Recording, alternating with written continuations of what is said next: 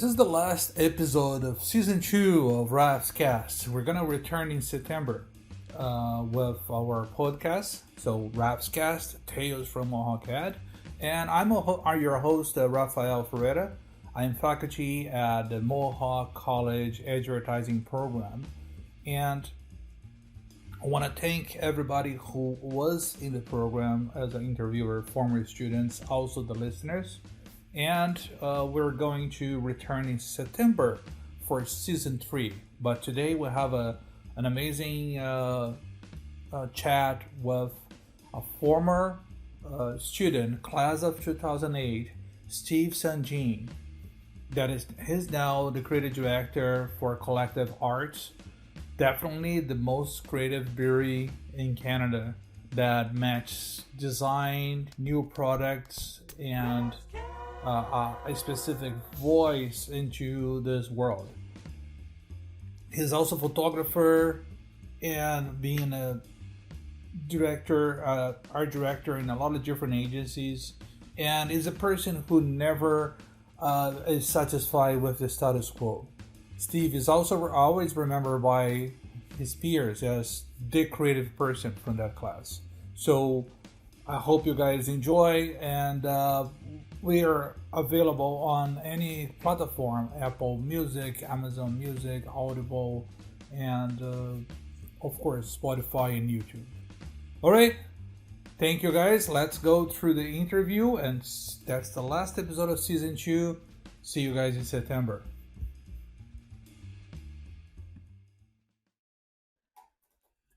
Welcome to the last episode of Raf's Cast, Tales from MohawkAd.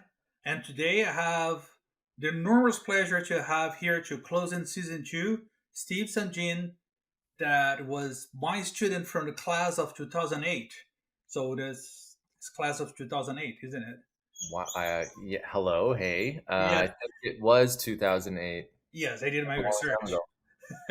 And I remember it doesn't feel like that long, but it is 2008, and it's been 14 years. 14. Yes. I'm terrible at math. If you ask me Almost to figure 2008, it out, yeah, because it's if you graduate Feb of 2008, then we're 2022. It is pretty much 14 wow. 14 years. It doesn't feel like that much, but Maybe not to you. It does to me. I feel like I'm an entirely different person. oh, it should be. Well, yeah, I It am. should be. It is. Yeah, it changed a lot. A lot of Yeah. different things that everybody changes. The program changed, the students changed, and the world. Yeah, as you know. Oh, yeah. How, you have a very interesting story, Steve. Every time I have at least 2 or 3 guests on the podcast saying, "Oh my God, Steve, he's amazing. I I did this with him, and he's very good," and etc. etc. And I said, "Oh my God, I need to get him to speak here," and because being so long since I think last time I saw you was some concert at the Air Canada Center or the Scotia Center in Oh, Toronto. man. I saw you Probably. and Carly there, and I said, "Hey, Steve, yeah." Well, that was it. I think was it. It's been too long, no It's matter been what. too Yeah, long. Yes. way too long. But that sounds about right. I feel like I remember. I probably remember like an art crawl way back in the day. I remember running into after college, and then I remember at some concert. I forget which one it was. I forgot which one it was too. But of course, we're talking about concerts here because it's been a big part of your career too, Yeah. music, and we're gonna talk about that. First of all, you are the only few students who take the path to get a bachelor degree in Australia, an extension that the partnership that Mohawk has with the Griffiths, yeah. So, how was the decision? And you went there and it started right away. How was that? Wow. That image to go down under and say, "Oh my God, Australia," and study and work at the same time. Tell the students more about that. So I was always pretty enamored by the program and that sort of degree articulation program where you could transfer your credits, go get a degree in a year. That always seemed really cool and interesting to me. The thought of Australia. Can I give a pause before you continue Yeah. on that? Just to remind you guys, Steve is a creative director, art director, illustrator, photographer, entrepreneurship, entrepreneur, and do so many different things. That is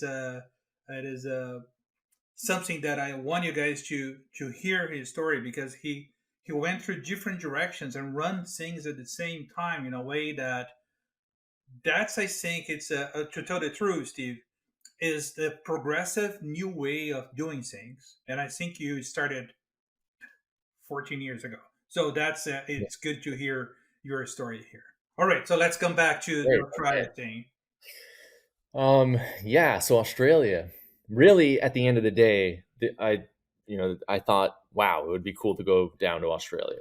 Luckily, I had some help from my parents. They were willing to help me out, do the whole trip, and let me go for a year. But yeah, I pretty much left immediately after graduation through the advertising program. I think I skipped graduation and went early Hmm. and just left.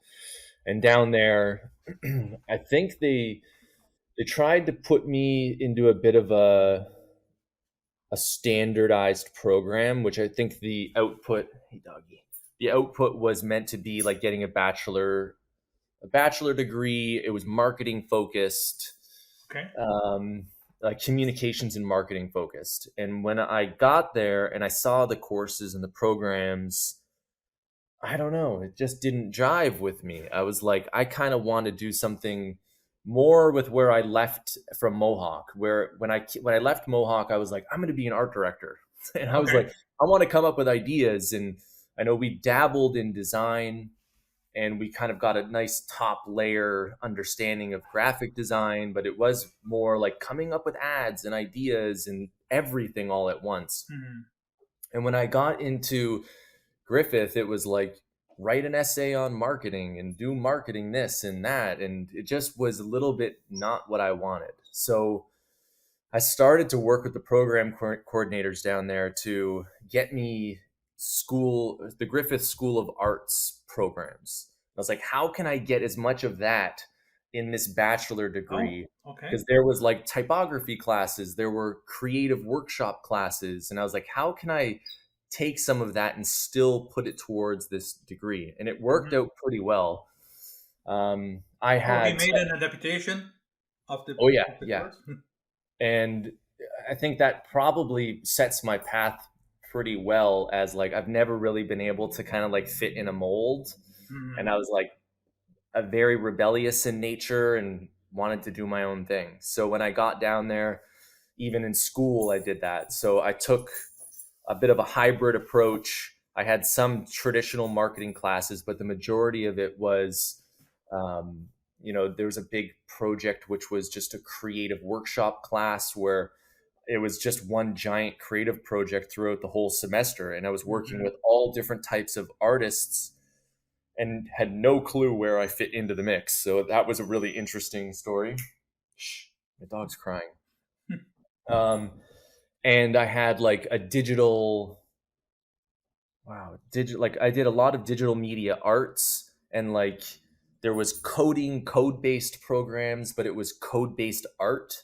So Oh, you were okay. like That's cool. creating new media art before it was like kind of a thing. Um, yeah, there was a big range that I got myself into, and it was definitely throwing myself into the deep end, because like I mentioned, I was in one program in particular, was that creative workshop class where I was in a program with installation artists, experimental dancers. There were sound artists in this program, and I was like, how do I use art direction, like advertising, to fit into the mix here? So that's really where I kind of changed gears, into more of a design focused mindset, because I was like, I can use design to be artistic and express myself creatively, and that's how I found my way in that mix. Um, but yeah, like I don't know, that's a really, really probably poor description of the whole experience, but it was amazing. It was incredible. I met so many amazing people while I was there. Part of the program as well was like our program with internships, Mm-hmm. and I got a chance to work at a studio, a design studio down in Australia called Nude Creative. I'm fighting Mm-hmm. with my dog as I talk. Um, yeah, it was called Nude Creative, and we did a lot of like branding, uh, lots of stuff for the city that I lived in, which was Surfers Paradise. Oh my And God, you're in the city. Yeah. yeah, yeah. And there was like condo developments, like creating brands for condo developments, lots of brochure and print work. But it was like in my infancy as a designer at that point. I was didn't know what a Pantone book was. Okay. They were like showing me how to like select Pantones and like match it to logos that we created. And so I did that throughout school, which was amazing. And at the same time, I had a great professor from Oklahoma City, of all places, in Wow. Australia. And he was a new media artist. I completely forget his name now, which I feel terrible about. Um, but he was a new media artist. He taught a new media art class with me. And one day he pulled me aside after class and he was just like, Steve, I got an opportunity for you. And I was like, well, what is it? And he's like, do you want a job? And I was like, well, I'm in school. I'm in Mm-hmm. school. I have an internship. I'm trying to like get through these university courses, do an internship at the same time. Can I take on a job? And he was like, do you know what Globe is? And I was like, Globe? Like, what is Globe? I don't know what this is. No. And he goes like Globe skateboarding. And I was like, you mean like Globe skateboard shoes? And he's like, yes, I do. And I was like, oh man, yes, I'm interested. I will make it happen. Yeah. So he put me in touch with one of their design directors, and they were just looking for contract help. You know, how can they get some design support, do some brochures, help them build their brand. So Mm-hmm. on the side throughout school, I started working at Globe, which was strangely a dream come true. Being an avid skateboarder my whole life, it was like just the universe aligned and somehow threw me this opportunity. So I also did that while I was down there, and that was incredible because pro skateboard there was a skate park outside of the office building, like it was their skate park. They had a half pipe in the back parking lot. So pretty much you said I will never leave here. Never leave there. Yeah, like the creative director was this like crazy tattooed guy, and he would go in the back parking lot and like lift weights in the parking lot, and Oh my then God. there'd be like skateboarders skating. Pro skateboarders would walk through and like have lunch with you while you were working. It was so cool. It was so cool. Um, but yeah, that's kind of like in a nutshell, Australia. Amazing university experience. I got to get a taste of the industry down there in two different ways. You know, I got agency experience or a design studio experience plus an internal role at a company, which was you can't ask for much more being a student at that point. And a bachelor degree. And a Bachelor bachelor degree. degree. Yeah, and I got that. That was the main objective. How how how would say to me, Surfer's Paradise, design, layback, atmosphere. How do you think is difference between Australia and Canada when it comes to creative mindset? Oh, I think the laid back, easygoing lifestyle definitely permeates throughout their work and their culture and their society. So it's much more slow pace. Not that their work in the studios weren't fast and like Mm-hmm. needing to get stuff done, but there was just a level of I don't know, it was a little bit more relaxed for sure. But definitely a different point of view and a way of looking at the whole world. And I think that was kind of interesting when I would work one on one with Australians. They were like, whoa, you're coming at this from a totally different standpoint, which was super fun and exciting because I had a North American hat on, and they were looking at things totally differently. So Hmm. that was exciting, but it definitely was like through and through. It was different there. Like on the news, I always say this to people that I talk to the whole experience about. It's like on the news, they wouldn't have like rush hour traffic in the morning. It would be like the surf is good today. Okay. Make sure you go surfing before work. It was like that kind of Right. sums it up. Like that is quite literally, at least where I was living, that was the lifestyle. It was like go have fun first, then go to work. It's like it's okay to be chill. And Yeah. tan year round. Yeah, 10 year round. It does end up feeling cold though. Like it goes from like 40 degrees down to 10, and everyone's in parkas and toques, and you're like, this doesn't make sense. Okay, But it does feel cold once you're actually there. I see. It's all about the reference you have. Mm. Yeah. Yeah, man. So you say, okay, so I will come back to Canada. I seen here that two experiences, milestone in Cambridge, and then Yep. fish out of the water as contract. Let's speak Yeah. about those two when you come back and was looking. Well, there was one before that. Okay, go ahead. So yeah, basically, I had to come home. Well, I didn't have to, but I chose to, Okay, um, because I had Carly waiting for me at home, all right, fair which was enough. great. So yeah, for anyone that is listening, I met my wife in the advertising program, and we started dating like pretty much before I left for Australia. So it was like Mm-hmm. the worst timing, but the best thing in the world. Mm-hmm. And so we did like a whole long distance relationship thing while I was in Australia. And then ultimately, I was like, after the program was done and I got my degree, I was like, I got to get home. Mm-hmm. But when I got home, I think it was like, I think it was still 2008. I can't remember, but it was when the stock market crashed, and it was like the worst economy that we had up until now with the pandemic. Yeah. And I had a real tough time trying to find work. And I asked agencies to let me job shadow. I was like, can I come in one day a week and just watch how things happen? And he's like, I got all this great experience in Australia, but when I came back to Toronto, I couldn't break into the industry. So I was starting all over again. And so I tried everything I could to get people to review my book, look at my work.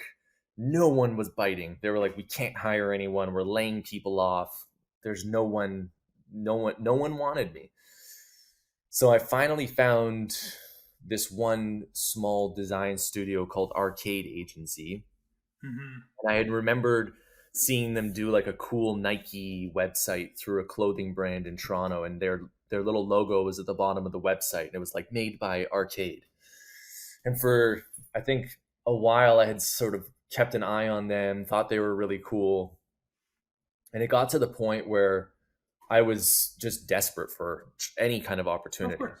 So I made this cool little like leave behind package with my resume.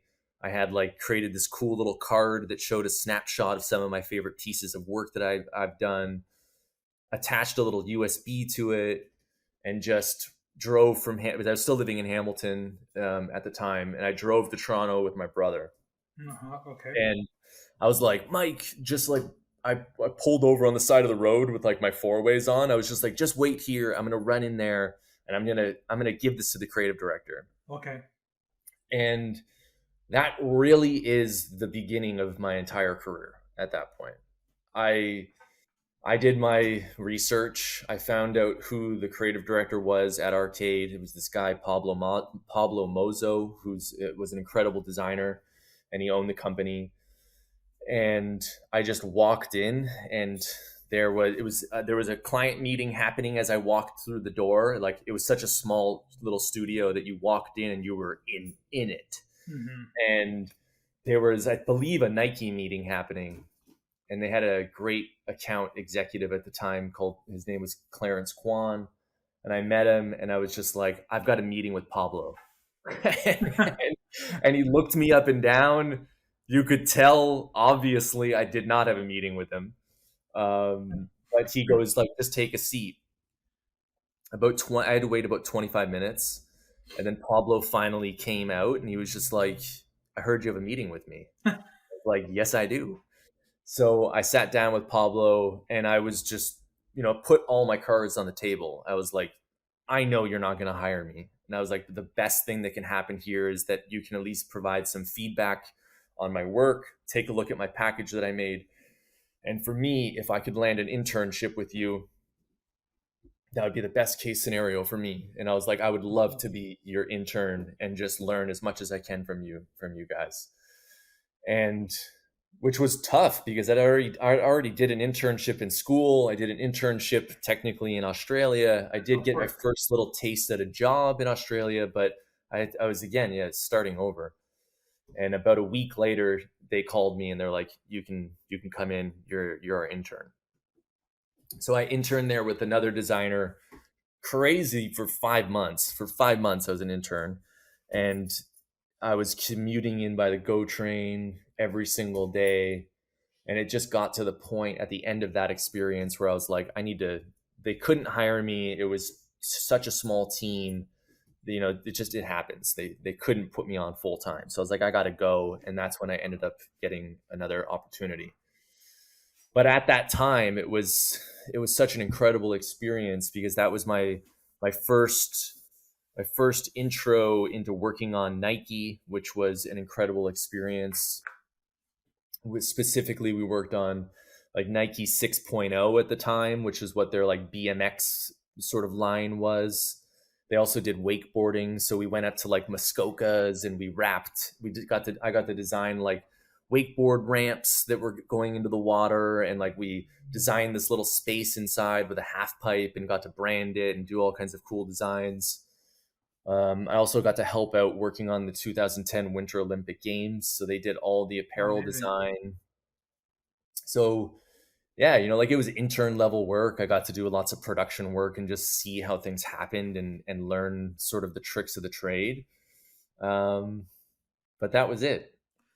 From there, But yeah, but it's great that you came from a skateboard shoe company through wakeboard and yeah, BMX, and it's one thing attracts another, and you begin to develop a reputation and work on those kind of things. yeah, I love that stuff. Do you, Like, do you agree that as a skateboarder, I was a skateboarder too, have vert? I don't know if you know that. mhm. Mm. And yeah, You literally skated vert. for 20 years. That's amazing. So, uh, do you think the subculture of skateboarding and the fact that you mix that you're an illustrator too and know how this works help your whole path on your career to have this kind of style? How was that influence for you on the subculture of skateboarding? I think skateboarding in general, like, truly made me who I am. It was the only thing that's been a bit of a guiding light for me throughout everything that I've done. Like, the only reason why I even got into the program at Mohawk was I had no idea what I was going to do with my life. And the one thing that led me to this career path was like, hey, I love skateboard graphics. I was like, that's always been something that I really loved, and I would cherish those boards that I'd buy because they looked so cool, and every one was a different piece of art, and Hmm. that was a big reason for like what led me down like a visual, design career pathway. And at the same time, the counterculture and the subculture of skateboarding naturally pushes you in a direction of just looking at things a little bit differently, like trying to find obstacles in the streets and like seeing how you can make something out of nothing and be creative with it. That is definitely helped with sort of the whole career of advertising and design. And I think the rebellious side of skateboarding, of just kind of doing things on your own and not taking shit from anyone and and carving your own path is definitely something that I still to this day am kind of living in that space and trying to carve out my own path. No, I agree that you need to have that kind of mindset, and it helps a lot. Yeah. I think, yeah, did that answer your question? Yeah, that answer completely answered my question. And I think you can say that I think if you're passionate and obsessed with something, it really helps you go through it, because I think it this go getter mindset is what you need to have to succeed in this industry, because it's brutal sometimes, as you know. Oh yeah. Yeah, it can be. You need to want to do it, right? And like you need to find what it is about it that makes you feel good and excited. And that was very true for me specifically. Like I didn't know what I wanted even when I was in the program. I was like, I don't know. I had no clue what I wanted. I didn't know what my place was, where I fit. Even up until like the third year of the program, I think it wasn't until the very last minute of the program I was like, I think I kind of like this. Like I don't know. I just didn't know. And it How was, come? I don't know. Like, I think inherently, I kind of had an issue with just school in general. It was like you're told that you need to learn this curriculum and do it this way, and this is how you're supposed to do it, and not like this. And that's just natural par for the course with going through school. But that has always been something that I'm like, I don't know. Can I do it this way? Like, what if I Mhm. decided to do that instead of this? And gets me into trouble sometimes of like, well, no, this is how we do it. But I think I just didn't know, and even to this day, I'm still living like that. It's just like I don't know where I'm gonna go next, and that keeps things kind of exciting at this point because now it's just like I'm open to kind of any opportunity, seeing where it goes, where it takes me, and what new things can I learn. And I don't know. I've found some perfect mixture for me to keep the motivation and spark alive Mhm. because it can wither out. How was how was the then? I can't believe that you work at Fujifilm. Yeah, I As did. I returned, and like since the time I taught your class in 2008, I started in a lot of photography, as you know, with Ryan Goddess, and Oh yeah, Shaughnessy. I Yeah, yes, and then I started doing film and developing film kind of stuff, and I was dude, like, oh my god, he worked at Fujifilm. you would have hit me up 10 years ago, I could have got you all Oh, the the film you Velvia stuff. wanted. That was pretty crazy actually. Like I helped launch the X series cameras in Canada. Oh, okay, So the very first like X whatever it was, beautiful 100. cameras. Yeah. That really came from when I was at Fish Out of Water, which was my first. Hold on, let me backtrack for Oh a yes, second. before that it was Fish Over the Water. I was interned at Arcade Agency, ended up leaving, and got my first real shot in Canada as a junior designer role was at Milestone Integrated in Cambridge. So I didn't want to leave the city of Toronto. I didn't want to leave Toronto. It was always a battle to try and break into Toronto and get in there. And so I ended up finding an opportunity at Milestone, which is in Cambridge, which was like the most incredible first experience because Okay, they were a fairly big shop for being outside of Toronto. They worked on brands like Rim, which was BlackBerry at the time, Christie digital projectors. They had Bacardi, lots of food packaging like Maple Leaf Foods and things like that. And they were just that's maniacal good to it. clients. Yeah, like they were so detailed and like stringent on their processes. And I remember their their production manager would literally lose it if they were working with a brochure and a printer, and like a percentage of a color code was wrong on Oh my like God. on a print. I see. And at the time I thought, this is crazy, like this is wild, how can you live like this? But it really taught me how to be that focused and that close to the details, And um, respect the finishing. and respect to The finishing. finishing. 100%, like that's where the foundations of everything that I am today really come down to that role, and it set the stage for me for sure. So I think I was there for maybe a year and a half, and I ended up leaving because I got my first opportunity to get back into Toronto, which was at this smaller design studio called Fish Out of Water. They again did a lot of packaging. I think they were like agency of record for Sobeys. They did all the compliments stuff at the time, and since then they've really changed, I believe. But Fujifilm was also their client. The Okay. interesting thing about this position was it was a hybrid position. I was a contract designer, and half of my time was working out of the studio at Fish Out of Water, but the other half was working at a Fujifilm. And my job was to only work on Fujifilm Canada. Oh, okay. And where it ended up getting to was I had the option to, like, at the end of the contract, do I want to stay at Fish Out of Water or do I want to go to Fujifilm? And by the end of my contract, I was basically working full time at a Fujifilm, and I was their design guy, and I was making great connections there. I knew how the whole company worked. It was a great experience.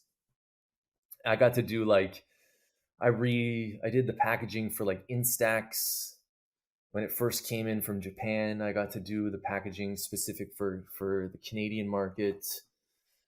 God, what did I do there? I can't even remember now. There was so much, tons of B2B work because they owned Epson at the time, and like Mm-hmm. Epson and Xerox. So Yeah. I would get to like go into the basement of Fujifilm, and there was this guy, Nate or Nat, I forget his name now, but he ran the whole print shop. They had a massive flatbed printers and print shop in the basement of God. Fujifilm, and I could go In downstairs and be house. like, dude, print this out for me. And I would print out like massive, huge, like cutout illustrations and cameras, and I would build all these cool displays. And so it was everything from consumer packaged goods to your B2B type work. Mm-hmm. And so I did that. I ended up leaving Fujifilm because I was like, I want to go back into an agency experience. And I did a really short stint at Traffic. But Traffic, I don't know. I just didn't like it. I was only there for about 5 months. I was working on a lot of alcohol brands like Crown Royal, Jose Cuervo, um, like Smithwick's, Harp, Diageo brands. But at that point, you already have experience working with a lot of different people, and Oh that yeah, something didn't match. That you have something like that doesn't feel right on your yeah. part. I guess it was. I was kind of a one man show when I was working at Fujifilm, so I had a lot of control over what it was I was doing. I made a great connection. My boss was I had kind of had multiple bosses there, but I reported into the director of strategy and comms, and also worked very closely with their director of marketing. So I had like direct access to come up with an idea or like a cool design, and I can get it through immediately and then go see it come to life and do it. And then the agency world was a little bit like, okay, now there's all these processes. I got a great look at how art directors work and how ideas are built. Like the short time that I was in Traffic was like super educational.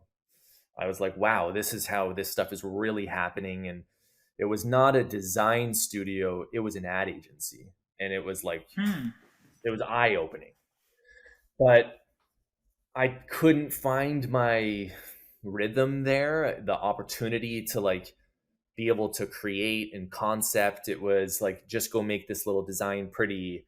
And at that point, I don't know, I was hungry for more. I wanted the ability to like come up with bigger ideas. And strategize and map things out. So I basically took how much I learned in, I think it was like 4 or 5 months that I was at Traffic, and I went back to Fujifilm. And I went and worked for, I took them on and worked in house for a year. And I worked out of my house here in Toronto and Mm-hmm. did that for a while. It ultimately got to the point where I then got hungry again for like a team, and like I wanted an agency and I I see. wanted to see people. It's when you begin to feel comfortable enough to Yeah. say, "Well, that's next chapter." Yeah. Yeah. I don't know. If you look at my LinkedIn and my resume, I shake things up quite often. Mm-hmm. But and I think it's really for me, I hit a point where I know I did it. I learned a ton. And now what else can I learn? Can I keep moving? And Mm-hmm. how can I just get as much experience as possible, work on as many clients as possible? At the same time, to interject in the trajectory of my design and art direction career. At that time of Fujifilm and Traffic, I was just starting Beyond the Watch. And that really skewed my point of view on what I wanted. And when I was at Traffic, 90% of the reason why I left was the rhythm that I couldn't find was because I was just focused not on on advertising and design. I was building my own brand, um, Beyond the Watch, which was a music media publication. I was doing interviews, concert photos. I was going to like 4 or 5 concerts a week, photographing them, being in the back of tour buses. I was trying to find any way that I could turn that into a business at that time. And that really, I think, took me out of, the headspace of focusing too much on the craft of design and advertising. And that's where I was like, especially with my experience at Fujifilm and cameras and film, I was like, I'm Mm-hmm. going all in on music and photography. So I kind of, yeah, diverted from the path a little bit for a bit when I started my own brand. But at the same time, I was designing, I was photographing, I was building websites. It was just kind of for me at that point. And hearing amazing music, amazing concerts too. And hearing amazing music and concerts, and hell, getting inspired from that, right? Like it's just a totally different output. Let's okay. So let's that you start the Beyond the Watch. How so you started with something to maybe go to the concerts to shoot, and then it became something bigger and bigger that I see now that you offer services and even Yeah. get bands to hire you guys to shoot and videography and everything. I saw there's Carly and Sean Sharonini also part of Yeah, the yeah. team. So how was that grow in the different services? Because I think it's amazing. It's an amazing uh, business for me. I think it's a I, I don't see too many business like that at all. No. Well, it's really slowed down. Oh, of To course, be honest with you. but But, it's coming back. yeah, it is coming back, but it's slowed down too, just because of a shift in priorities on my end as well. But Okay, we can get into that. But sure. really, like Beyond the Watch started probably well, it really my passion for concert photography and going to shows started with I think Ryan O'Shaughnessy, who was Yes. I think he was a year under me. Mm-hmm. He ran a site called Tunes and To, and I remember still being at Mohawk, and he gave me the chance. He's like, "Do you want to like shoot shows? And do you want to go to a concert and photograph it?" And I was like, "This sounds really cool. Like, sure, I'll go do that." And I was shooting shows for him for a while, and it just got to the point where I was like, I think I could do this on my own, and I wanted kind of like different shows than what he wanted. Um, And it just kind of evolved into this thing where I was like, I kind of want to make my own thing. So I created Beyond the Watch, and then got Sean Sirianni and Mhm. Marie on The board, legend. Carly on board, the legend of Sean. Sure, yes. Um, and for a long time, we were doing that together, just writing reviews and interviewing bands. And then, naturally over the years, we just kind of like separated and moved apart. And I switched the focus of Beyond the Watch to just kind of be concert photography, Okay. because I spiraled that out, a lot throughout the origins of Beyond the Watch. We went from shooting shows to interviewing bands to trying to do brand partnerships and presenting concerts and doing concert series. And it became a lot to Are do you that. trying to do merch for the bands? Kind of thing? Not, we didn't try to do merch. No, like we've always tried to sort of, if the opportunity was there, we would do it. But I had started to try and plan our own merch, and just build it up like from a Beyond the Watch standpoint. But Mhm. yeah, I don't know, like doing that and balancing the 9 to 5 grind of doing that style of work, it just became a lot. Okay. It lasted for a really long time of like we were going to shows, we're traveling to Montreal, just I think like Marie mentioned on her podcast, like going down to South by Southwest, like Yes, Maria we did Rolla. Yeah. we did so much stuff. And um then I started to try and find a way to make it profitable, because a lot of that is free work. You're getting a show, you're getting a concert out of it.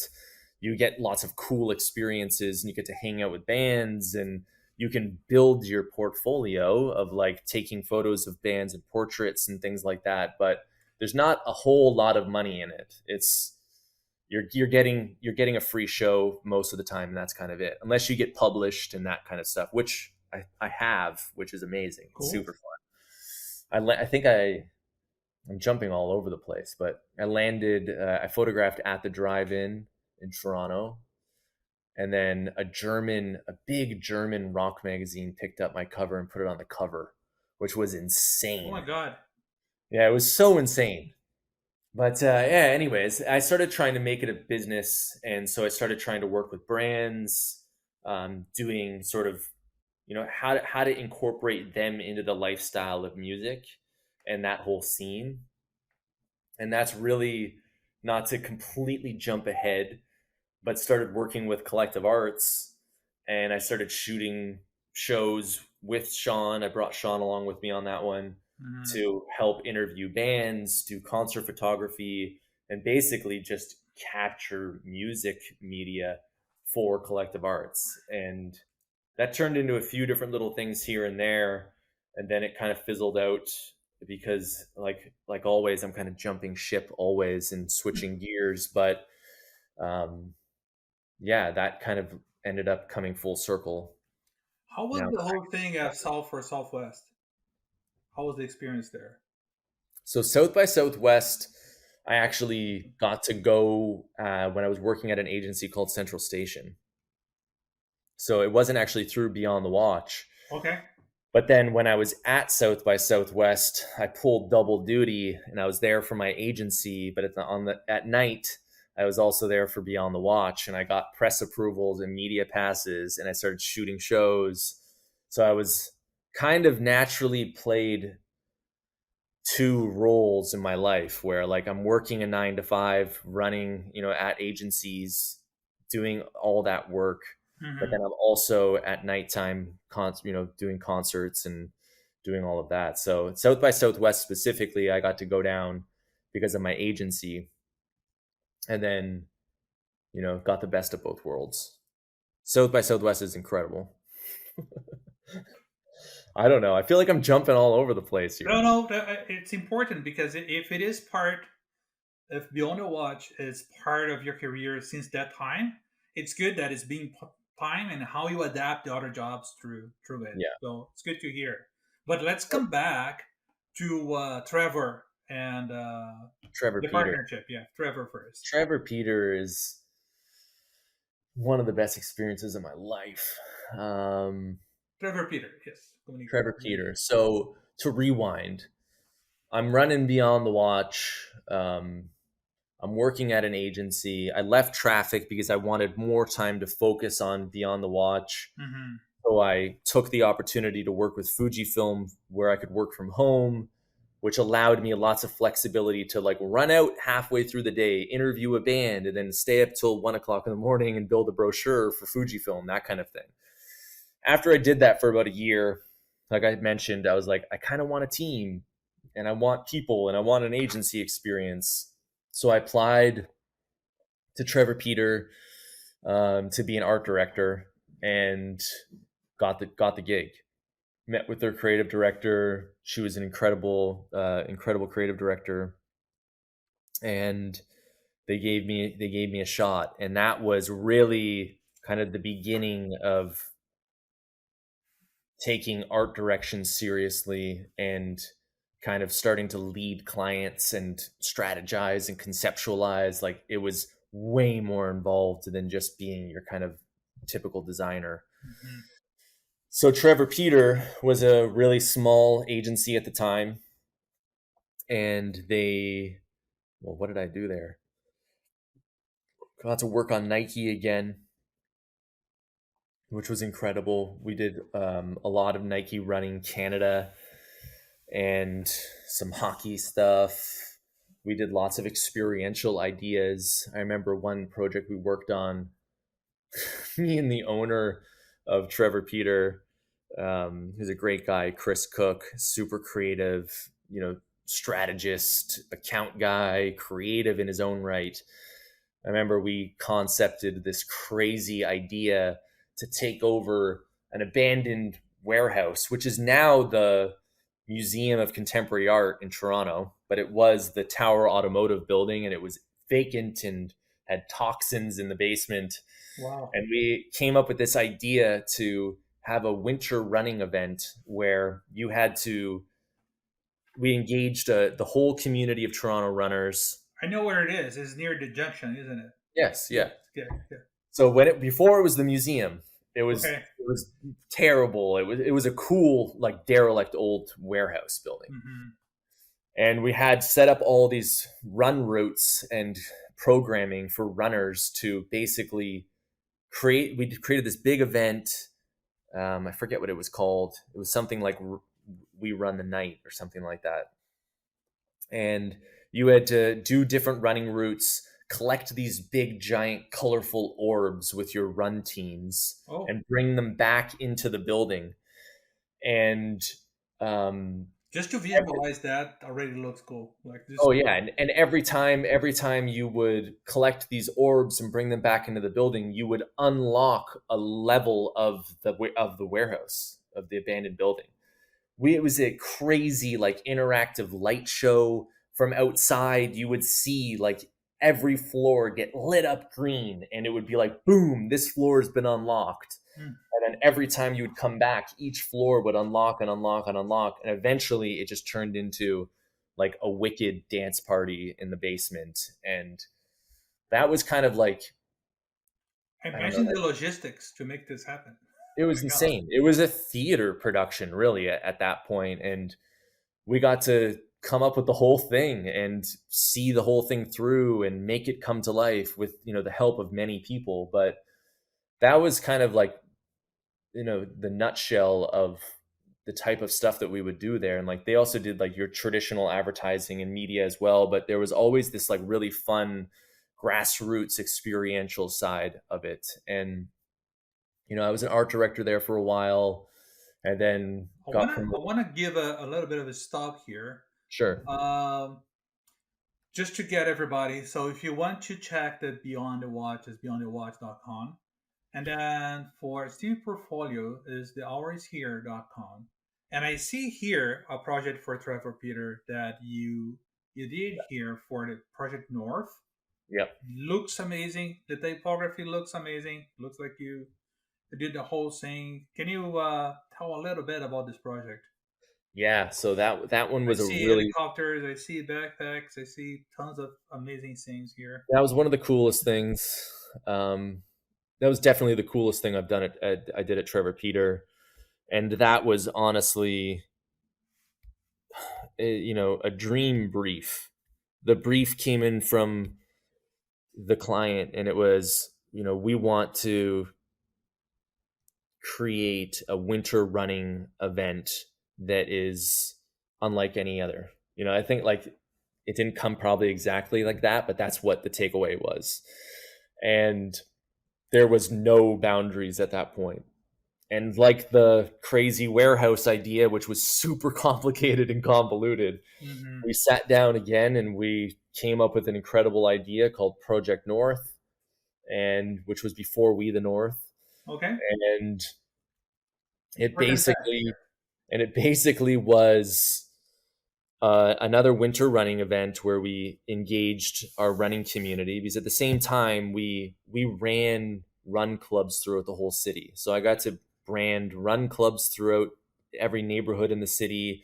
We did like athletic apparel for them, community engagement. We would create these events and these programming. It was wild. It was like part strategy, part art direction, part design. It was really, really fun. So Project North was about tapping our most prolific runners in the community and inviting them to a secret event that was in the Bugaboo Mountains in BC, BC or Alberta. I think they border the provinces, but it was over Mm-hmm. there.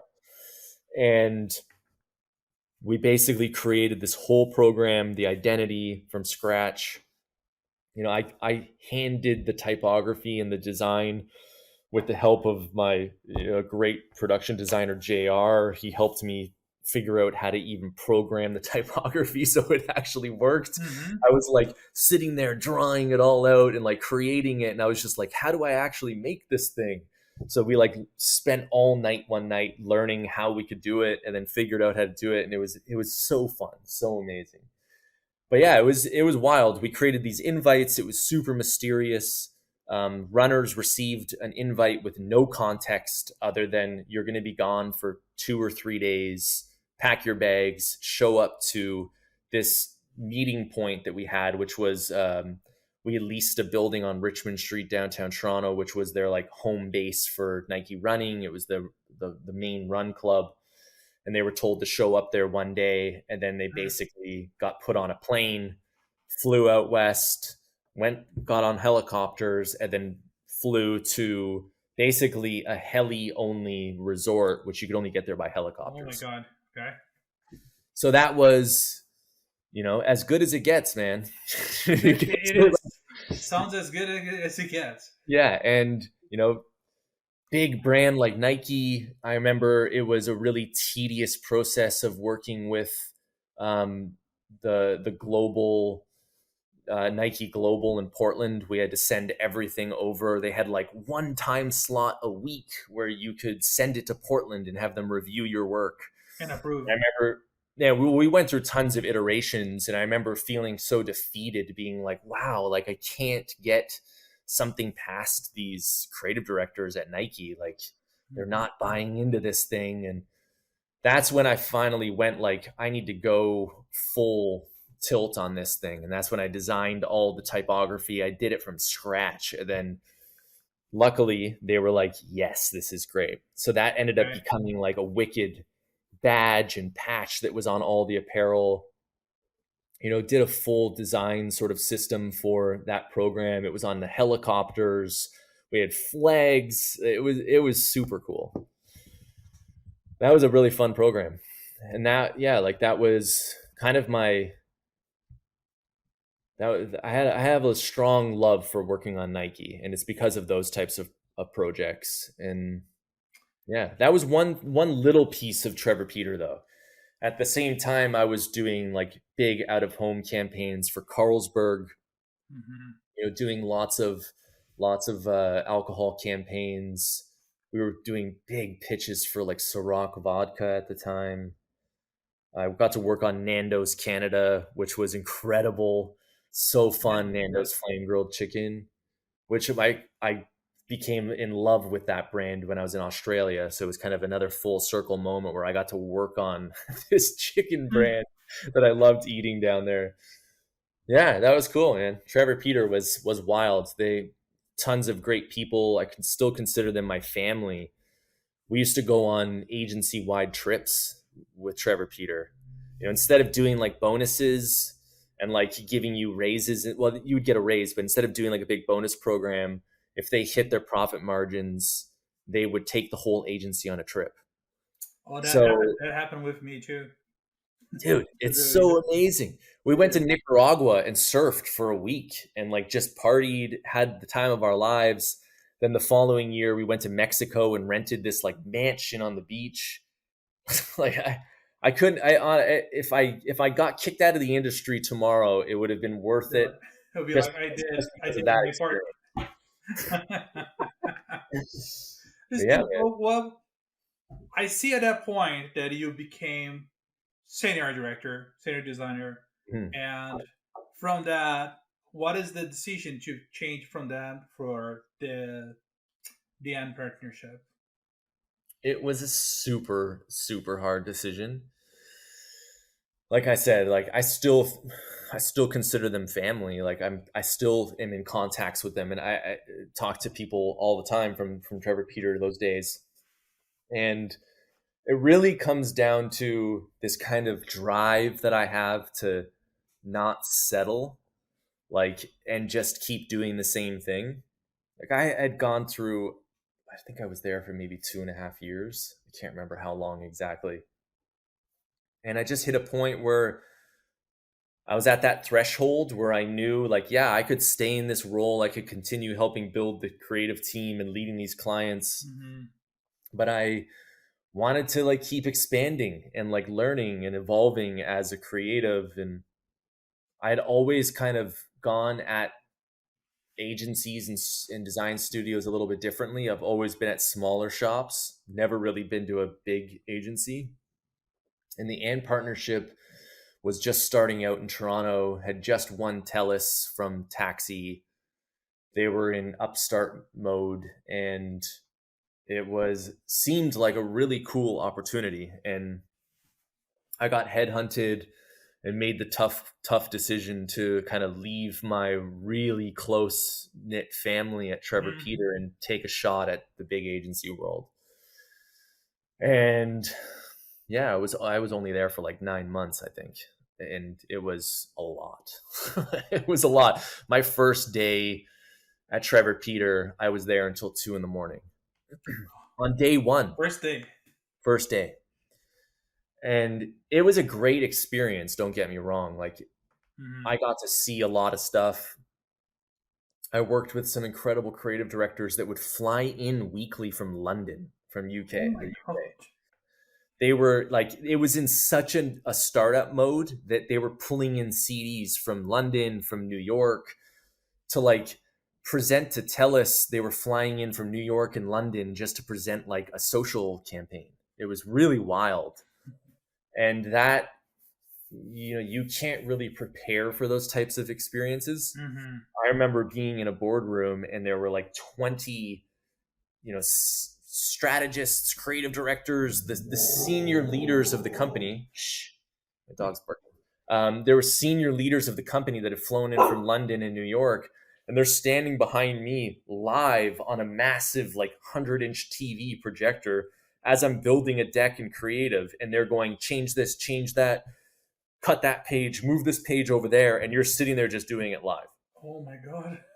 And it is a pressure like no other. You're like not even breathing. You're like, okay, move this there, do that, do that. And yes, that's super stressful and not the easiest thing to do, but at the same time, I kind of secretly love it. And it's like motivating you to be like, oh no, I can't fail. Like, you Mm-hmm. must succeed. So that was, a love hate kind of But relationship. it's But kind of put it to the test every single second. It's oh yeah, there was a lot riding on that stuff, and they needed to make sure that the clients were happy, and there was only one client at the time.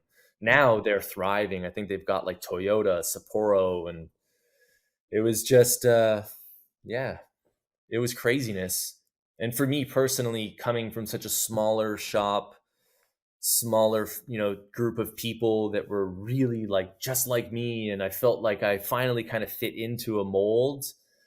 I didn't feel like I was jiving with the and partnership. So I naturally started looking to find how I could, get another place kind of like Trevor Peter, Mm-hmm. and found Central Station. They also worked on Nike, and I was still hungry to work on more Nike. And I remember reaching out to their creative director, Jeff Millar, who's Where are they located now? In Toronto? they are in Summerhill. Summerhill. Okay. So I don't know if you know them, but they used to be Zebra Studios, which Yeah. goes way back. Yes. And then they formed sort of some alliances with some other partners, and they joined forces and then rebranded as Central Station. And that was, again, it was another incredible experience. They worked a lot on, they had, I think, a huge chunk of Nike's retail business. So totally different world that I was working on at, Nike in another capacity. Mm-hmm. So I got to help bring, different ideas to life in retail for Nike. Specifically, I got to help launch the redesign of their World Juniors jersey. And I remember, so I got to do like photo shoots for that. Yeah, man, we launched the whole jersey. It was so cool, so fun. I found this incredible artist, Michael Murphy from New York, who does these. He's a perceptual artist, and he takes like pieces and objects and it looks like it's chaos and that they're all hanging by strings and they don't look like they're anything until you look at it from one vantage point, and then it forms like incredible objects and installations. I see those things, but I can't imagine making those things. It was amazing. So I like, with me and the team, I found this guy. We ended up getting Nike to sign on and hire him to build this incredible installation that was in a sport check right outside of the Air Canada Center, or now Scotiabank Arena. Mm-hmm. And it basically pulled together our hero visual that we shot of this like incredible goalie wearing the jersey. And it just turned this experience in a retail setting into like an art form, and it was super super fun. That was really cool. Central Station was great. I got to work on a lot of amazing projects. My portfolio, I think, has a Canic in it, which is this unknown telco Mm. from Quebec. And that was such a fulfilling, incredible project to work on. I remember they looked like your kind of average phone company that was using stock photos and Okay. just looked the same as everyone else. And I had a great team there to help me come up with this crazy idea to just turn everything illustration and imagine like the world of the internet as this like incredible, fun, wacky world. And we worked with a Hamilton artist named Burnt Toast. I think really kind of like as he was on the up and like becoming really popular, we had his name's Scott. He helped us build the whole vibe and the illustration aesthetic and direction for the brand. So myself and my copywriter like came up with all these like crazy wild ideas, like let's show a dude spray painting a stop light at a street intersection to like promote that our internet doesn't stop, it keeps moving. Or breaking the laws of speed from internet and having like a cool crazy character skydiving and like endlessly falling. Or So I want to talk about that with you. yeah, When you get a client like that, how do you make a client work with you in this kind of thing? They're in the mindset of changing the perception of the target through their brand already, or you guys need to do a lot of the pitch, need to be very strong to. Of course, you need to be, but it's how the hard it pitch. is. It's the pitch. I remember that project specifically. This is laughable. The creative brief for that project was a Facebook cover photo. They were like, we want to just do a new Facebook cover photo Oh my god.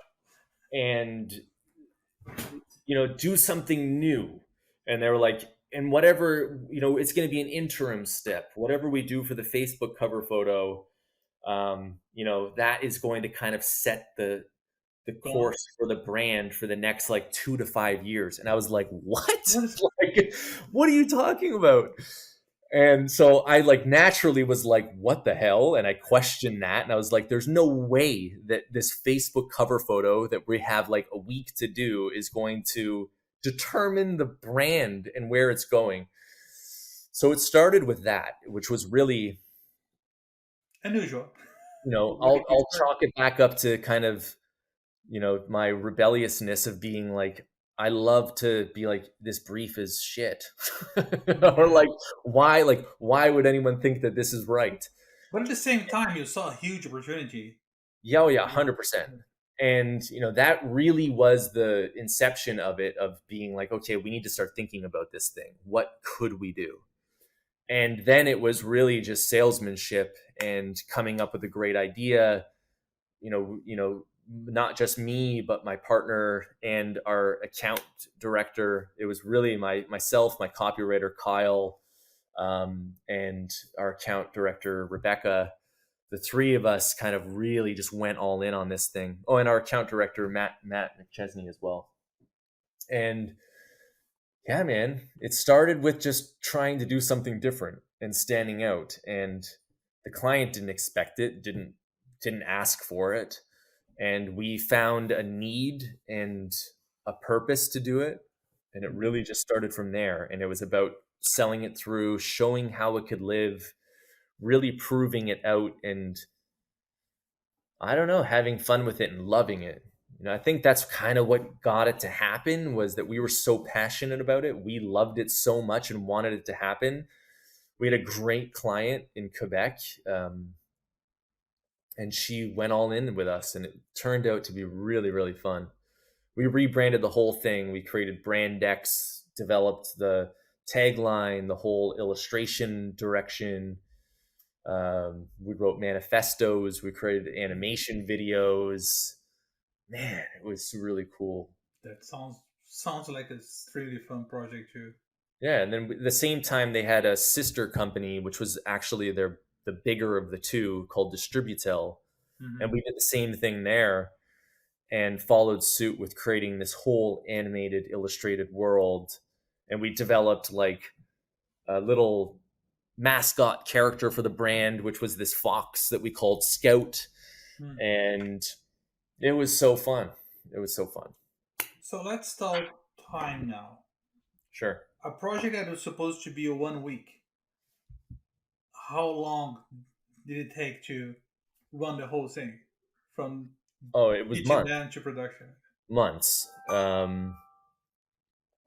It probably was longer, but it just turned into something way bigger than that original ask. So when I say months, yes, it did take quite a long time to go through the process of pitching this thing. We pitched different illustrators, different concepts of how to bring this world to life that was very unreal and wacky. But then it turned into ongoing work, right? Because then it was like, now we need a new website and we need all this other stuff. So it naturally turned into a great relationship with the client, and Mhm. we formed an amazing bond where we could continue to keep doing this work. So what went from a quick week long project turned into, yeah, a long lasting relationship where we got to build like really a brand from scratch. I can imagine how it is to try to get, maybe they're preparing a budget for a Facebook cover page, and then you have to this whole project that will involve much more money. I think you need to have a very good, strong foundation to them to say, well, let's do this, and pretty great.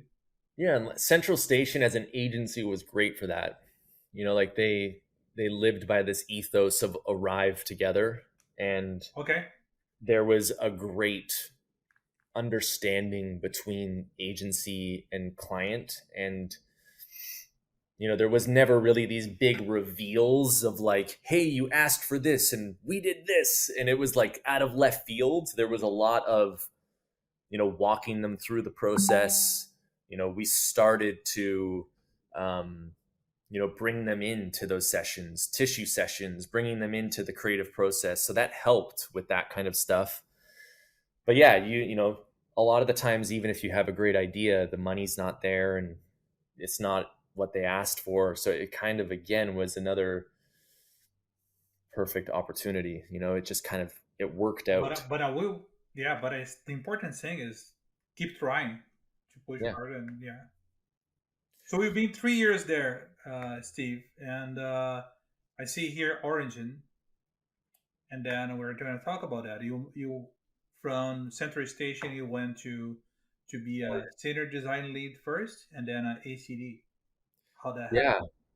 So like throughout my entire career, if you look at me on paper, I've jumped from like 1 minute I'm a designer, then I'm doing art direction, then I'm doing design, then I'm doing art direction. And I don't know, it's just kind of my two passions taking precedence over one another every once in a while. And I'd done so much big strategic thinking and conceptual work at Central Station and leading clients from that side of things.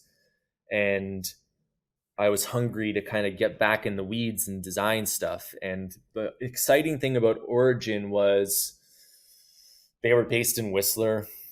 It was a remote position, so I could work from home, which I kind of loved the idea of, like, just kind of getting back to doing my own thing. And I don't Mm. know, I wanted to go solo again and leave the agency world. They were an outdoor. Do you snowboard too, or I ski? snowboard as well. Okay. So the funny thing about Origin is that they're a niche outdoor advertising marketing agency. So they only work with outdoor brands like ski and snowboard resorts, the Arc'teryx of the world, Mech, that kind of world. So very rooted in the outdoors. I really loved that idea as well of just like, connecting back with nature, slowing things down. The Mm. industry can definitely run its course through you. And I feel like at that time I was like, whew, okay, Well, because I see at that time you're 10 years on your shoulders, yeah. 10-year work experience. So Lots of late nights and stressful, situations of trying to build huge programs. And yeah, I don't mm, know. I feel like I needed a change of pace, and that was kind of the right moment at the time. And yes, the senior design lead, it was a design focused role at first, very much digital heavy as well. So there was lots of, UX, UI, lots of accessibility and just designing for the web in general, which, to be honest, I've dabbled in up until that point, but never really went full on with it. I see. So that was just provided another opportunity for me to continue to learn. And I was like, digital's not going away. The internet's not going to shut down tomorrow. So I just thought, yeah, let's learn this thing. Let's go. And it was a great opportunity. And man, what do I even say about Origin? Some really cool people. Is Uh, that where you did a work for JPEG? Or JP was there. That was in the real like midst of COVID. They were starting to reopen up, and they needed to find a way to let their guests know that they're back open. And they were pretty they're a very eccentric brand. They're based in Vermont. Vermont, yeah. I worked really closely with a copywriter partner at the time, and he lived in Vermont. um, so I worked very closely with him on that, and we just pitched this idea to present the reopening of the resort as if it was a music festival.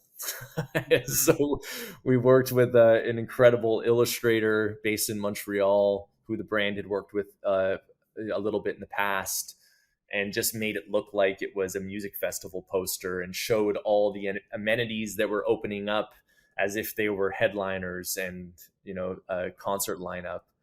So It it was looks very good. It looks very good. I need to say that. Yeah. Thanks. Yeah, that was super fun. I did a lot of websites, lots of what did I do there?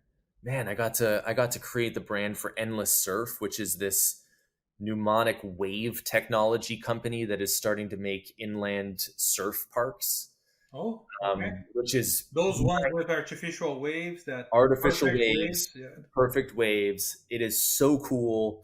Endless Surf. They're based out of, I think it was Richmond, BC. I got to go out there tons. Did lots of snowboarding. Lived the lifestyle for a while.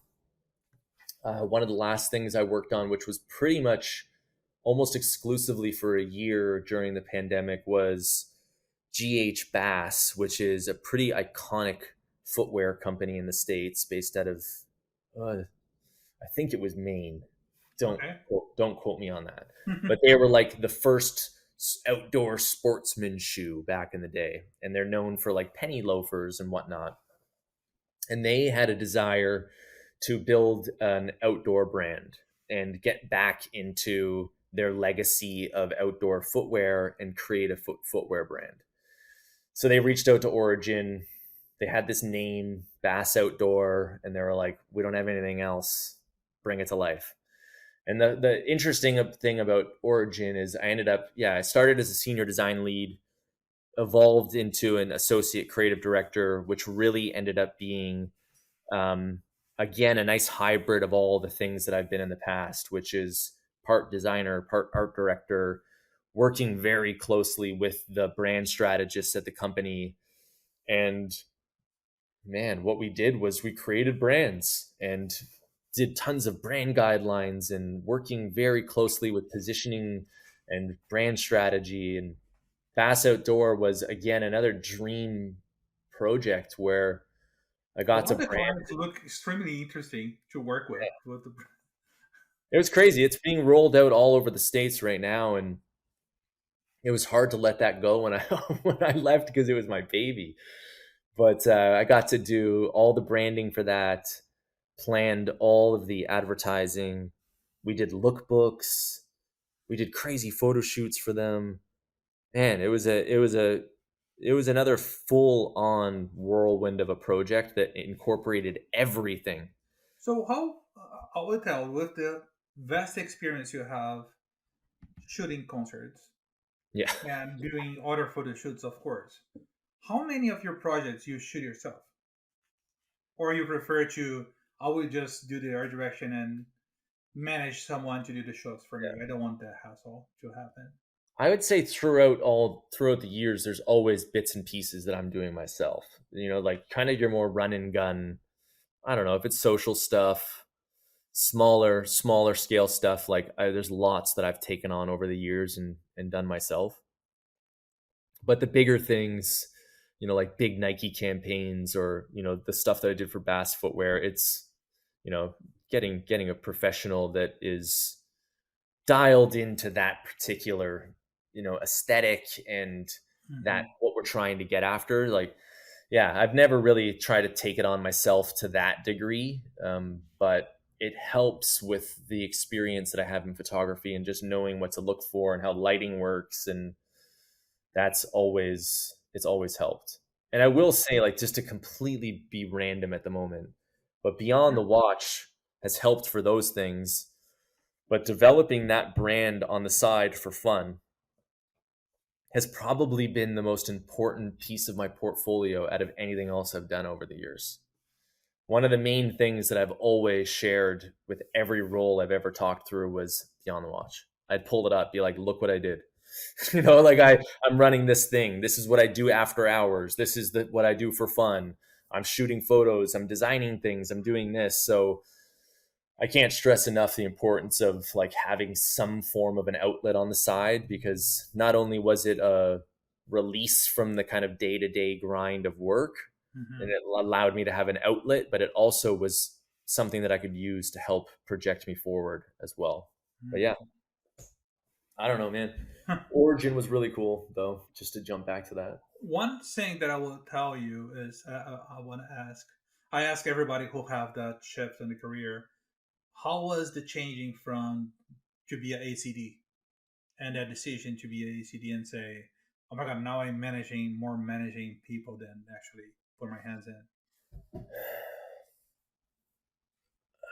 For me, it was tough, but not tough at the same time. Because naturally, where I've sat is at these sort of more small niche companies where that role for me, and even as like a senior art director, was never just like hands off. So yes, I was Mm-hmm. managing people and managing clients and being that leader, but at the same time, I was still getting in the weeds and doing the work myself. So for me, it was awesome because I got to kind of do both. Where I was sitting at the higher level, I was helping motivate the team, inspire them, lead them, be one on one with clients. But at the same time, I was still staying up all night doing work and Mm-hmm. designing stuff and doing it. I've heard completely different stories where people make the jump to be an ACD or a CD, and it is drastically not what they thought it was, or they thought they wanted it, but then it was just management and they weren't getting to design or concept anymore. And it throws people for a loop, and some people like it, some people don't. Mm-hmm. For me, It's always polarizing. The yeah, I've found a way to do both. Even now, too, as a creative director, I'm still doing work, okay. but but at least now where I'm at, it is a lot more people management and the running of a studio and making sure that everyone's happy, which is definitely dialed it up a notch for sure. You went through in September at the same time in here to be an industry liaison for the Faculty of Media and Arts at Humber. So you got somehow to explain that position for me on what he did in Humber at Humber and his studio at Humber. Sure. I'm very interested in hearing that.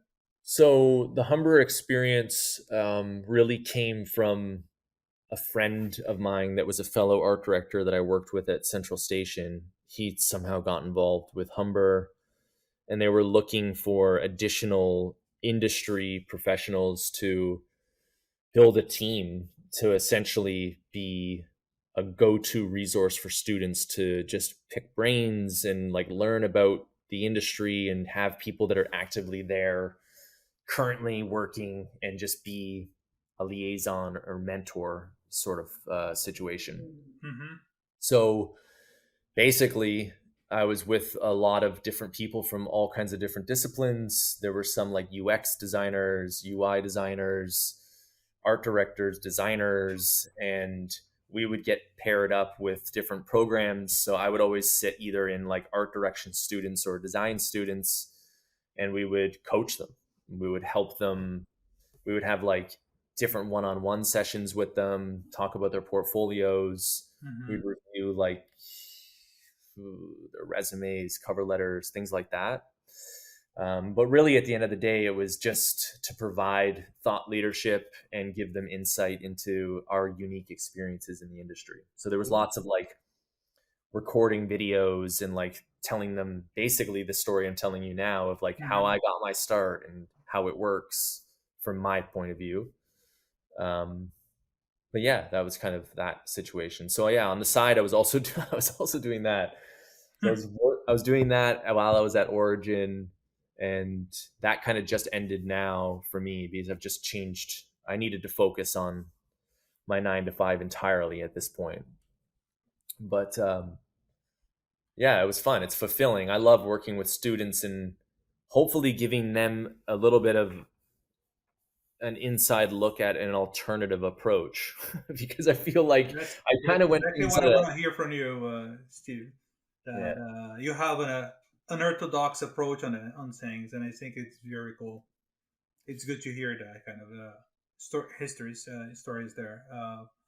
I was want to know after oranging and working with all those amazing clients, the list of amazing clients that you told me today, it's mind blowing. On collective art, and let's talk about collective arts. It's another amazing place. So It is. Um, for the students who don't know what collective art is, can you explain to them? Whew, that's loaded. Collective Arts is a brewery, distillery. It is a cannabis company. It is a artist representation company. It's an apparel company at times, a print company. It's crazy the amount of things that we're doing.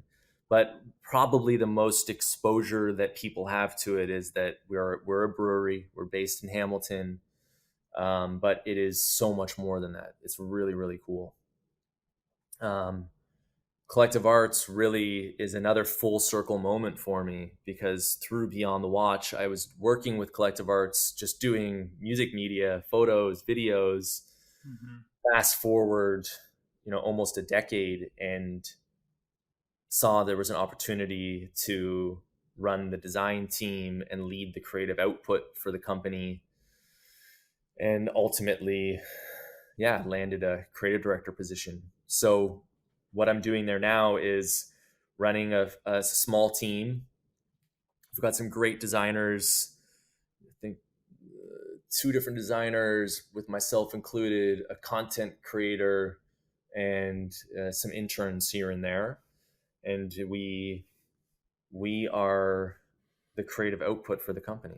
So everything from advertising to packaging design to content storytelling online, social, literally everything is running through myself and the marketing team, and I'm helping sort of shape and guide that for the organization. And like I said, they are, we make beer.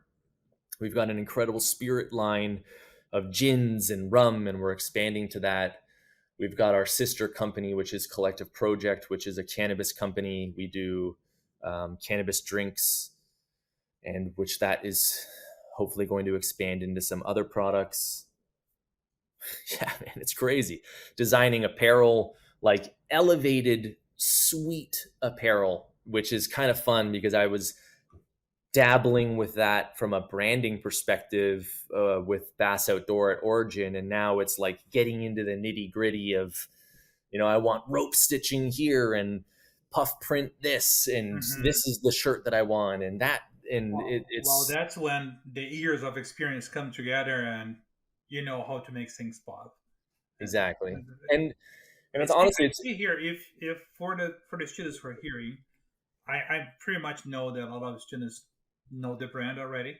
yeah, But uh, if you go to collectiveartsbrewing.com, you're gonna see the most amazing collection of different illustrators and illustrations and products that is really refreshing. And you guys sell also the beer store LCBO.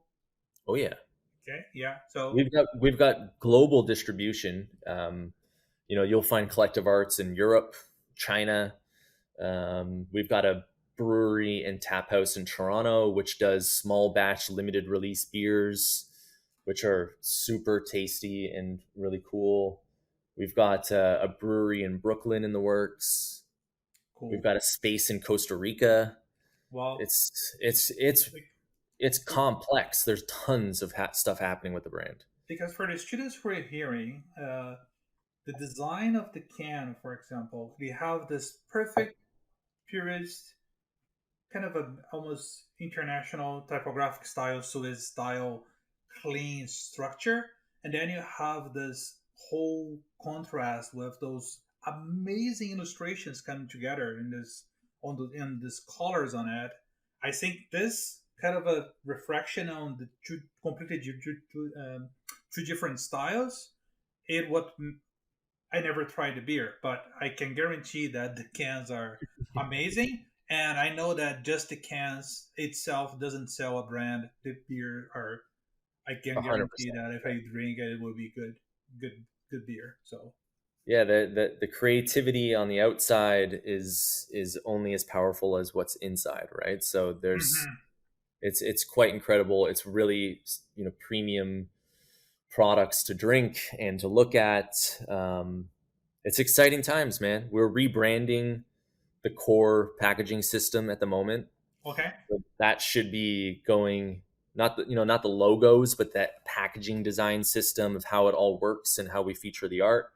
That should be coming into market, I think May, which is super exciting. That's been taxing right now on everyone, and I've been leading the charge with that. We've got like a whole line of ready to drink cocktails that we've designed some beautiful design systems around. Our spirits have a rebrand that are coming into market right now. Mhm. There's so much movement, so much happening, and honestly, like, if I wouldn't have had the trajectory that I've had and the experiences that I've had, I would nowhere. I would not be able to do what I'm doing right now. And probably the most fulfilling part of it is truly like managing and leading the team. I really take a lot of pride in that, and I Mhm. love the team that we have, and being able to inspire them and help them and just keep the vibes good and positive and happy. That's really kind of where my focus has shifted, and being a true partner internally to all the different business departments that are happening in the company.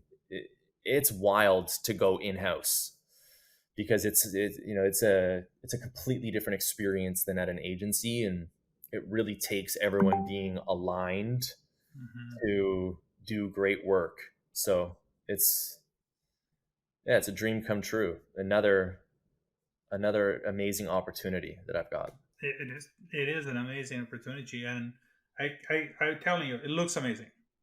It looks amazing and super success to the company because I know there is no return for this because of the foundation and what you guys are bringing together. So Yeah, um, and luckily for me, I have adopted a brand that was not even close to being broken.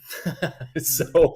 So now it's really just being able to elevate it, amplify it, upgrade certain things here and there, and that is a blessing in disguise. It's just how to make a great brand even better and more successful, which is a great challenge. Steve, we've reached here the last part of our podcast where I have to ask a few questions for you. And the first one is, how are your fondest memories at Mohawk? Oh, my fondest memories at Mohawk. Well, I'd first off have to say probably Carly Hop, which is now my wife. Um, Of course. that was definitely great.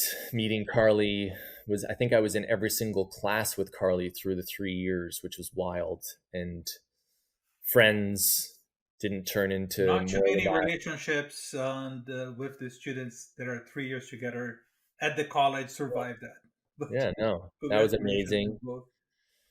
The people,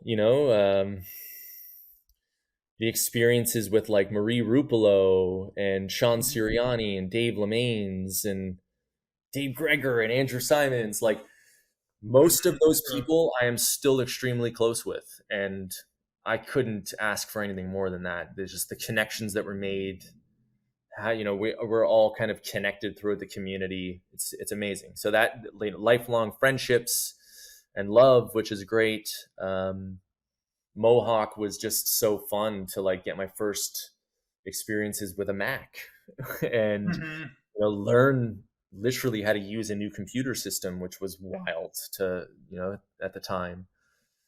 Great. I think Braf, you probably kickstarted a passion for photography in me, which was amazing. And design in general. I think you definitely skewed design and like photography, and it was kind of those infancy moments for me that I think helped push me to the next step. Well, that's exactly why it's just to put the seed and do a little push, and Yeah. you guys, yeah, I think it's great to hear. It's when is the decisive moment when you say you told in the beginning, I want to be an art director. When was the project or the time you say that's what I wanted to do it? If you're Well, well, I thought I knew that probably the last week of college. Okay. And it was like, and honestly, not until then. But I don't think I really knew it until I had gone through like my first three roles as a designer. Like I needed that. I don't know. I needed to like start out in the design space and get my feet wet and get those experiences until I started to really put the pieces back together from college. And I was like, Mhm. now I remember what I was trying to do there, and like leading projects and concepting and coming up with ideas. It didn't really hit me until I started to see those people actually doing it at work. And I was like, why am I not doing that? And that's what really put the seed in me. Like the seed was there from college, but it Mhm. just took me a while to like have it sprout and figure it out. So I would say, yeah, I thought I knew in college at the very tail end, but it wasn't until really like when I started at Trevor Peter, like right before that, I was like, I Mhm. want this, and then I went and got it. It's been uh 14 years since you graduated, and I wanted to talk with you about how many books and mentoring you did with juniors and interns and people, and see different books, and people see you are the reviewer and doing this stuff. Yep. What you can say to third years and second years at the program on the creative side to say what you need to avoid and what are you should looking for to put in your book or as a mindset to get into the industry nowadays. Right. Um, I specifically look for people that are trying to push the boundaries of what their professors ask them to do, or like Mm-hmm. the course projects. There's lots of times where I've gone to like college portfolio reviews where we're looking for interns or junior designers or junior art directors, and you can tell who just listened to the brief and like you see the same ad or the same project that everyone worked on, and you're like, okay, you start seeing the same stuff throughout all the kids, Mm-hmm. all the students. They're not kids, and then you start to see the ones that are like did a little something different, or they added something else in their portfolio, or they have those same school projects but they added in like a passion project and they were like just decided to create some crazy brand, or they threw their photography into it. So long story short, it's like the people that are trying to add something new to their book that really expresses who they are and like what their passions are and what they want out of it. So I'm constantly trying to find people that are shaking up their own portfolio from the other students. Mm-hmm. Um, I forget the rest of your question. What am I What to looking for? avoid, tips and hints to interviews or What to behavior as a I would junior if they enter, yeah, kind of stuff. I would say to looking at how school projects can become more than what the original ask was. So I've met with a lot of students and they'll be like, here's a cool poster I did. And I'd Hmm. be like, okay, that's awesome. The poster looks really cool. But what if that poster was an animated video or like a social post or a billboard or this? Like, what was it? What if it was all of it? Could you turn it into like an integrated campaign? How does it extend? How does it push beyond? Because the work that we do these days is really never just for one medium. It's like, Hmm. how does it show up everywhere? And how is it different everywhere it goes? And how does it adapt to those places? So, if possible, I would say think about those things. Think about how your like one ad that you did could be a mobile app, like not even apps aren't even a thing anymore, but like, how is it a digital experience? How does it translate to the web? If you had to run this on Instagram, what would it be? Hmm. The more that you can start to show that you're shaping this thing and creating a world of its own for the project, that I love to see. It's not necessary, but I personally like it. And then interviews and talking to anyone, I think it's just trying to express who you are in the best way possible. You don't have to fit a mold at all. I think you just need to be able to comfortably communicate your authenticity and who you are as a person. So the more you're relaxed, Mm-hmm. casual, can hold a conversation and talk about who you are and what you believe in and what you stand for creatively, just being able to talk about those things is going to go a long way. Because at the end of the day, you're kind of just having a conversation and shooting the shit. So the kind of the quality of the conversations you have during showing your work is as important as the work itself. 100%. Being able to just rationalize the work that you've done, being able to just shoot the shit about creative. I don't Mm-hmm. know. You need to just you need to vibe with the person that you're interviewing with, because you become an integral part of their life. The Mm-hmm. people that we work with are quite literally family. You see them more than anyone. So it's like constantly when you're interviewing people or meeting new people that might join the team, it's just do they fit the vibe of the team? Like, can they be one with us? And that's kind of a big gut check for people that are, myself included. When I'm interviewing someone, I'm just like, yeah, like, what are these people all about? What do they like? Do they fit in with us? Hmm. Amazing, amazing, Steve. Thank you so much for your generous time. I know you're a busy guy. Say hello to Carly, I and it will. was amazing to have you here speaking to the students, and I guarantee they will be inspired. What a great ending of season two. Let me say the last words now. We are on Spotify, Apple Podcasts, Amazon Music, YouTube, Audible. You can find us there. And I see you guys in September for season three of Raps Cast. And once again, thank you so much, Steve Sanjin, creative director at Collective Arts. And how students can contact you, by the way? That's the last question. Well, first off, thank you. I really appreciate it. No problem. Um, yeah, hopefully it wasn't too jumbled and all over the place. It's Hopefully very not. hard. It's very hard to go back and talk about all the crazy jumps that I was doing. But yeah, you can reach me on Instagram at the hour is here, or through my website, LinkedIn. If I'm an open book. Feel free to reach out if you ever want opinions on my experiences in the industry, anything at all. Hit me up. All right, that's it for season two. Thank you so much, Steve, and say hello to Carly. Thank you, Raf. Thank you.